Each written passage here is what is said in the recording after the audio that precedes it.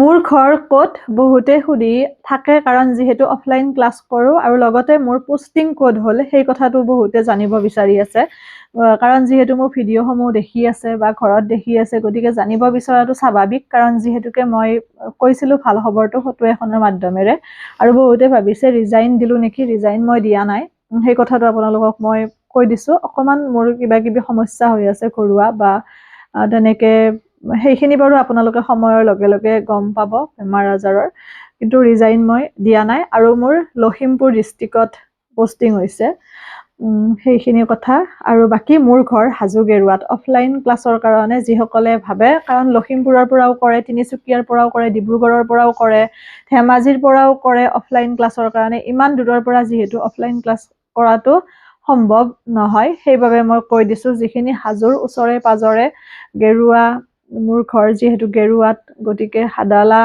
শিঙিমাৰী দদৰা পচৰীয়া পাখামেলা দধি এইবোৰ ঠাইৰ মানুহখিনি আহিব পাৰে আৰু এটা কথা কৈছোঁ যিহেতু ভিডিঅ' মাধ্যমেৰে মই আপোনালোকক কৈ থাকোঁ যে কাটিঙৰ ক্ষেত্ৰত অকলে যিহেতু গোটেইখিনি কৰাটো সম্ভৱ নহয় মোৰ লগত বিভিন্নগৰাকী সহায় সহযোগিতা কৰে সেই ক্ষেত্ৰত মই এটা কথা আপোনালোকক কওঁ তেওঁলোকে ধৰক চাদৰত পতি লগোৱা চাদৰৰ দহি গোঠা মেখেলাত ফলছ লগোৱা এইখিনি কামহে মই তেওঁলোকক কৰিবলৈ দিওঁ কিন্তু ব্লাউজটো মই নিজে চিলাই পেলাই দিওঁ কাৰণ সকলোৰে এটা আশা থাকে যে ব্লাউজটো মই চিলাই দিব লাগে সেই কথাটো এইকাৰণে কৈছোঁ কাৰণ যিহেতু মই ভিডিঅ' মাধ্যমেৰে দেখুৱাই থাকোঁ বহুতে ভাবে যে ব্লাউজটো হয়তো মই বেলেগৰ হতুৱাই চিলাম বা চিলাই পেলাই তেওঁলোকক দিম কাৰণ সকলোৰে এটা সন্তুষ্টিৰ কথা থাকে সেইবাবে মই কথাটো কৈ দিছোঁ কাৰণ আজিহে ভাবিলোঁ মই যে এনেকুৱাকেও ভাবিব পাৰে কাৰণ বা এগৰাকীয়ে কৈছিল যে তুমি চিলাই দিবা তেতিয়া মই ভাবিলোঁ হয়তো তেখেতে ভাবিছে যে ব্লাউজটো মই বেলেগৰ দ্বাৰা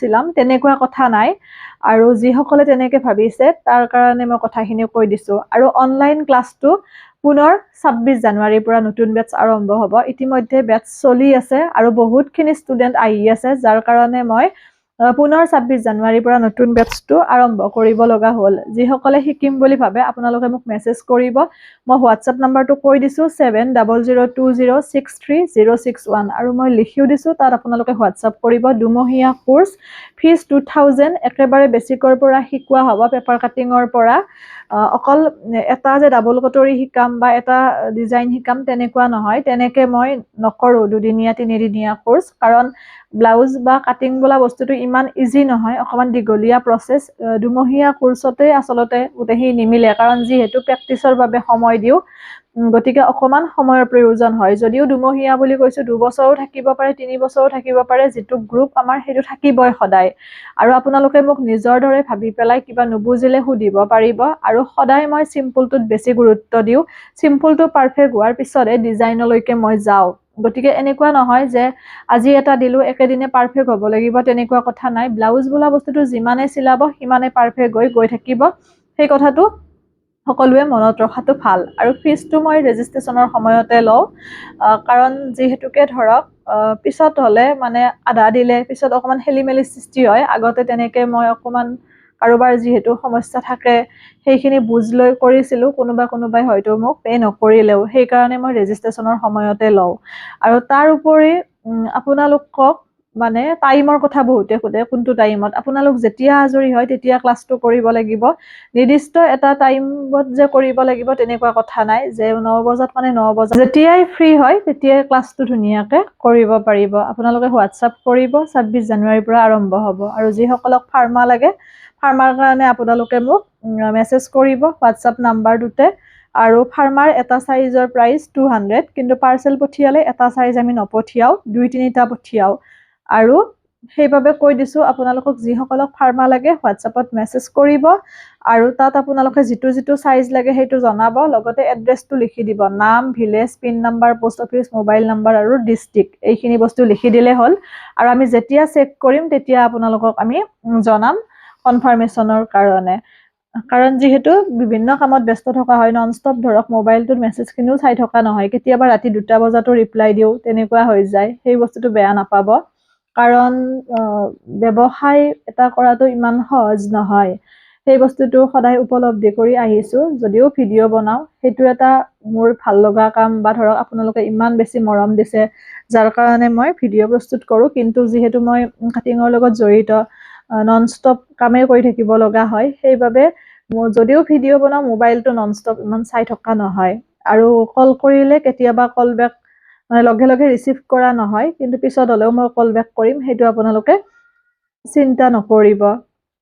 কথাখিনি আজি আপোনালোকক ক'লো, ভাল লাগিল। আচলতে প্ৰত্যেকটো কামতে তিতা মিঠা অভিজ্ঞতা থাকে। যিখিনি ছোৱালীয়ে আগুৱাই যাম বুলি ভাবিছে, সেয়া যে অকল টেইলৰিঙৰ ক্ষেত্ৰত নহয়, যিকোনো ক্ষেত্ৰত নিজৰ ওপৰত বিশ্বাস ৰাখি আৰু অকণমান ধৈৰ্য ৰাখি আগুৱাই যাব। পঢ়া শুনাৰ ক্ষেত্ৰতো ঠিক তেনেকুৱা, কাৰণ মনোযোগেৰে কৰিলে প্ৰত্যেকটো কামতে সফলতা আহে। ঠিক তেনেকে মই টেট দিছিলোঁ, আৰু সপোন আছিল কিবা কিবি, কিন্তু তেনেকে ঘৰুৱা অসুবিধাৰ কাৰণে হয়তো সেইখিনি স্থান নাপালোঁ। আৰু কেতিয়াও ভবা নাছিলোঁ যে মই এনেকৈ টেইলৰিঙৰ লগত জড়িত হ'ম, বা এনেকে অনলাইন অফলাইন ক্লাছ কৰিম, কাৰোবাক শিকাব পাৰিম, কেতিয়াও ভবা নাছিলোঁ। কিন্তু নভবাকৈ ইমান মৰম, ইমান আশীৰ্বাদ পাইছোঁ, তাৰ কাৰণে সদায় চিৰকৃতজ্ঞ আপোনালোকৰ ওচৰত।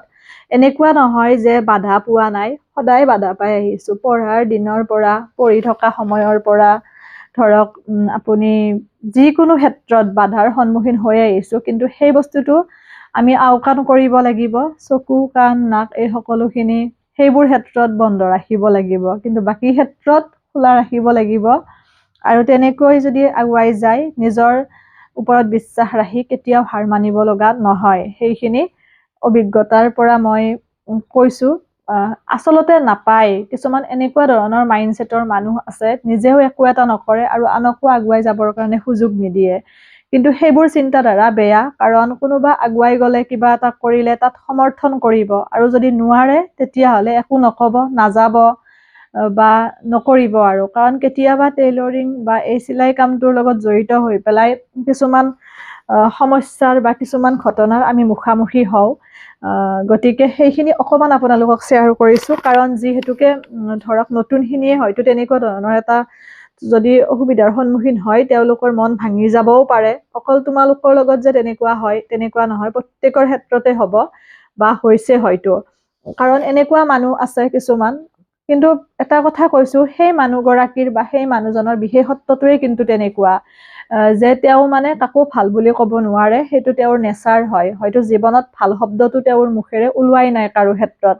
গতিকে তেনেকুৱা কিছুমান আমাৰ কাষ্টমাৰ আহে কাপোৰ চিলাবৰ কাৰণে, আৰু আহোঁতে কেনেকুৱা ধৰণৰ কথা কয় যে আমুকত চিলাব দিছিলোঁ, তাতে এনেকুৱা এনেকুৱা কৰি দিলে, পিন্ধিবই নোৱাৰোঁ, ব্লাউজটো বেছিকৈ কাটি দিলে, বা আমুক হ'ল তামুক হ'ল, তেনেকৈ কয়। গতিকে তেনেকৈ ভালকৈ চিলাই দিবা আৰু। তাৰপিছত ঠিক আছে, ৰাখিলোঁ, খুব ধুনীয়াকৈ চিলাই দিলোঁ। চিলাই দিয়াৰ পিছত ধুনীয়াকৈ পিন্ধিবও মানুহগৰাকীয়ে, পিন্ধি পেলাই আপোনাৰ সন্মুখত প্ৰশংসাও কৰিব যে আগতকৈ এইবাৰ ব্লাউজটো পিন্ধি আৰাম পাইছোঁ, ভাল পাইছোঁ। আৰু মই উদাহৰণ এটা দিছোঁ, ভাল পাইছোঁ বুলিও ক'ব, কিন্তু আনৰ আগত আকৌ যেনেকৈ আপোনাক কৈছিল, যি কৈ পেলাই চিলাব দিছিল, যে এনেকুৱাকৈ চিলাই দিলে, আপোনাৰ সেই পিন্ধি ভাল পোৱা ব্লাউজটো আপোনাক কোৱাটো আনক ক'ব যে নাই নাই, ভালকৈ চিলাই নিদিয়ে, এনেকুৱা হ'ল তেনেকুৱা হ'ল। এইটো এটা এনেকুৱা কমন বেমাৰ আছে কিছুমান মানুহৰ। গতিকে এই বস্তুটোত একেবাৰে গুৰুত্ব নিদিব, আৰু তেনেকুৱা মানুহে নেক্সট টাইম চিলাব দিলেও নিচিলাব, বা প্ৰত্যুত্তৰটো দিব, কাৰণ যাতে সেই মানুহখিনিৰ নেচাৰটো অকণমান সলনি হয়। এতিয়া কথাটো কেনেকুৱা হৈছে, কিছুমান মানুহৰ ব্লাউজটো লুজ হোৱাটো, টান হোৱাটো, এইটো এটা নৰ্মেল কথা। কাৰণ যেতিয়া আমি বডিত জোখ নলওঁ, ধৰক ব্লাউজ যদি দিয়ে, পুৰণা ব্লাউজ বা চাইজ মতে যদি চিলাব দিয়ে, তেতিয়াহ'লে সেই সমস্যাটো কেতিয়াবা দেখা দিয়ে। কাৰণ বডিত মেজাৰমেণ্ট ল'লে কোনো ধৰণৰ ভুল হোৱাৰ চান্স নাথাকে, কিন্তু পুৰণা ব্লাউজত কিছুমান ব্লাউজ পিন্ধোতে পিন্ধোতে বলি যায়। তেনে ক্ষেত্ৰত পুৰণা ব্লাউজত মেজাৰমেণ্ট ল'লেও কেতিয়াবা অসুবিধা আহে। কিন্তু যেতিয়া বডিত মেজাৰমেণ্ট লোৱাৰ পিছত মানুহ এগৰাকীয়ে তেনেকৈ কয়, সেইটো বিশ্বাস কৰিব নোৱাৰি, বা মই মানি নলওঁ। কাৰণ বডিত মেজাৰমেণ্ট লোৱাৰ পিছত মোৰ কেতিয়াও ব্লাউজত প্ৰব্লেম নাহে। অৱশ্যে সেইটো প্ৰত্যেকৰে নিজা নিজা, কিন্তু সেই চাম মানুহৰ পৰা বাচি থাকিব। সকলো ঠাইতে থাকিব, সকলো ক্ষেত্ৰতে থাকিব, পাবই। গতিকে এই মানুহখিনি আচলতে একেবাৰে চকু চৰহা, লগতে বেয়া মানসিকতাৰ, বিষাক্ত সাপৰ নিচিনা। কেতিয়াও ভাল নহয় আপোনালোকৰ, কাৰণ নিজৰ ল'ৰা ছোৱালী আছে, নিজৰ সংসাৰ আছে, নিজৰ পৰিয়ালবৰ্গ আছে। গতিকে আনক তেনেকৈ বদনাম কৰাৰ আগত ভাবিব, আনৰ বেয়া চিন্তা কৰাৰ আগত ভাবিব, কাৰণ আমি সময় নাপাওঁ। কেতিয়াবা কেনেকুৱা হয়, এনেকুৱা লাগে যেন 24 ঘণ্টাৰ ঠাইত অকণমান বেছি হওক টাইম, 2খন হাতৰ ঠাইত 4খন হাত হ'লে, কাৰণ সময় নিমিলা হৈ যায় কেতিয়াবা। এই সৰস্বতী পূজাৰ অৰ্ডাৰ চিলাওঁতে এনেকুৱা হৈছে, গোটেই ৰাতি কাম কৰা নিচিনা হৈছে। তেনেকুৱা কথাবোৰ। ভালে থাকিব, সুস্থ থাকিব, হাঁহি থাকিব। কথা অকমান শ্বেয়াৰ কৰিলো, ভাল লাগিল মনটো আজি।